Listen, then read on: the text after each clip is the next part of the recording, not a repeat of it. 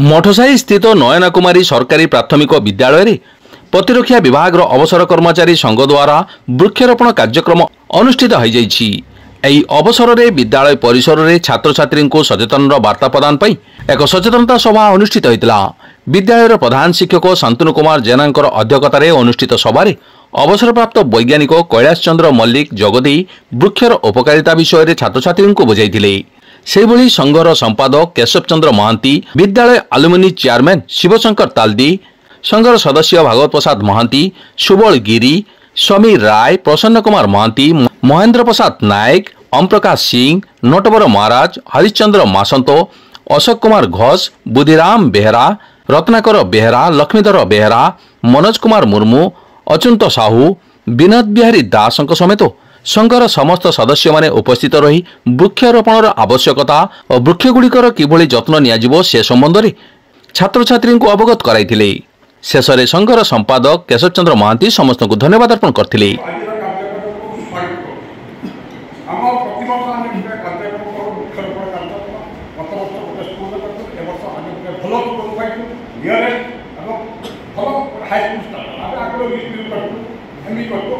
High school प्रथम एत संख्यार पे अच्छा बहुत खुशी प्रथम धन्यवाद देवी सी आमको सुजोग दे सहयोग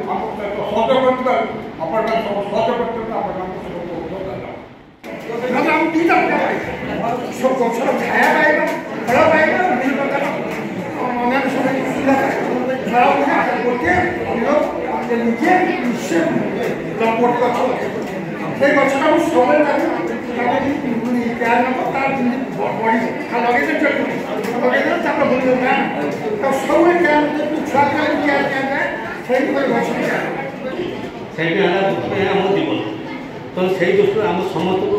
चेष्टा करा जे आम छोट बड़ हो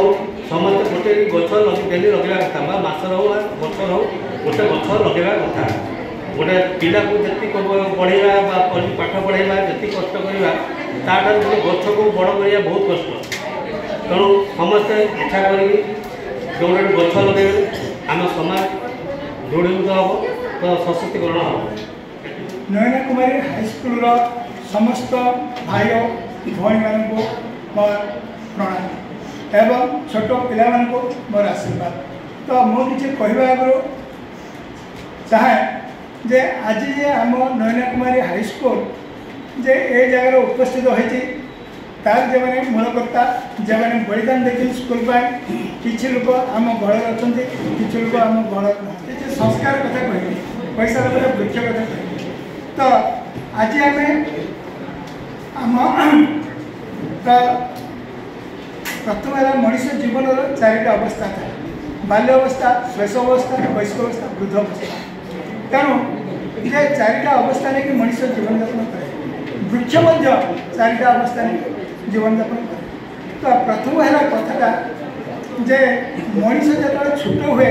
प्रथम दरकार हो शिक्षा गुरु दीक्षा गुरु तेणु आम आज जे स्कूल आम आज उपस्थित होते कि मुझे सर्विस कर डिफेन्स आज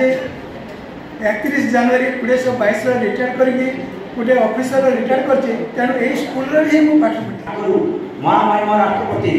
किए थे डॉक्टर APJ अब्दुल कलाम से जो गछ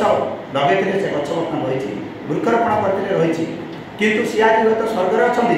किंतु से जो जिन दे जाते आज समस्ते जेकोसी लोक आते समस्ते कहते जिते कलाम साहब थे साइंटिस्ट थे वैज्ञानिक थे से वृक्षरोपण करते से गछ आज पर्यटन रही प्रोटेक्शन देखिए रखाई बर्तमान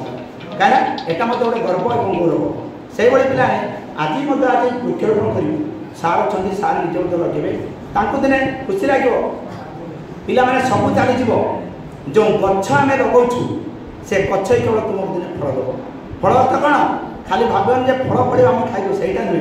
से गछ तुमको कौन देव छाई देव वर्षा कर सहायता कर आज एक मरुड़ी अवस्था आसी पहुँचला आज बालेश्वर गोटे ड्रप मेघ ना तुम जाच नियंटिया वर्षा बर्तमान सारा ओडिशा बर्तमान चिंतित जे वर्ष मरुड़ी होवार बहुत संभावना रही कारण लोक बर्तमान चाषी मैंने मुंडे हाथ दे बस तली पकई पार से बर्तमान गोटे समस्या आसी पहुँचला। द्वितीय समस्या आज अम्लजान मुक्त अम्लजान पाइबार वंचित हो गलु अम्लजान दबार क्षमता केवल रही उद्भिद ता बता कई नहीं 9th क्लास पिला तुमने पढ़ी न सेटा 10 पिला पढ़ा सरलानी तुम जानते सार जगह कहते फोटोसिंथेसिस जहाँ को आम कहूँ कौन आलोक श्लेषण प्रक्रिया जो आलोक श्लेषण प्रक्रिया माध्यम उद्भिद कौन करे तुम खाद्य प्रस्तुत करे अम्लजान ग्यास वायुमंडल को से छाड़ी थाए जो वायुमंडल आम कौन करूँ से अम्लजान ग्यास को ग्रहण कर आम बंची था परिवेश ठंडा रोचे तेणु तुम चिंता कर गछ मूल खरा है गछ मूल बस छाई टे मिलूँ आज तुम चिंता कर तुम गछ जो स्कूल भितर जो गछ सब रही देख कौटी ना कौटी जब खरा हो तुम गछ मूल छिड़ा पड़ ପରେ ବିଦ୍ୟାଳୟ ପରିସରରେ ବିଭିନ୍ନ ଫଳ ଓ ଔଷଧୀୟ ବୃକ୍ଷରୋପଣ କରାଯାଇଥିଲା। ଏହି ମହତ୍ କାର୍ଯ୍ୟକୁ ବିଦ୍ୟାଳୟ କମିଟିର ସଦସ୍ୟ ବିଜୟ କୁମାର ସାହୁ, ସୁଜାତା ସାହୁ, ମମତା ବେହେରା, ଶିକ୍ଷକ ଶିକ୍ଷୟିତ୍ରୀମାନଙ୍କ ମଧ୍ୟରେ ପ୍ରୀତିଲତା ପ୍ରଧାନ, ସ୍ୱାଗତିକା ରାୟ, ଜ୍ୟୋତିପ୍ରଭା ପାଣିଗ୍ରାହୀ, କମଲଲୋଚନ ରାଣା, ସୀତାରାଣୀ ରାଉତ, ରଙ୍ଗଣା ରାଉତ, ବିଦ୍ୟାଳୟ କର୍ମଚାରୀ ମଣିଭଦ୍ର ରାଉତ, ସଂଯୁକ୍ତା ତ୍ରିପାଠୀ ପ୍ରମୁଖ କାର୍ଯ୍ୟକ୍ରମ ପରିଚାଳନା ସହଯୋଗ କରିଥିଲେ।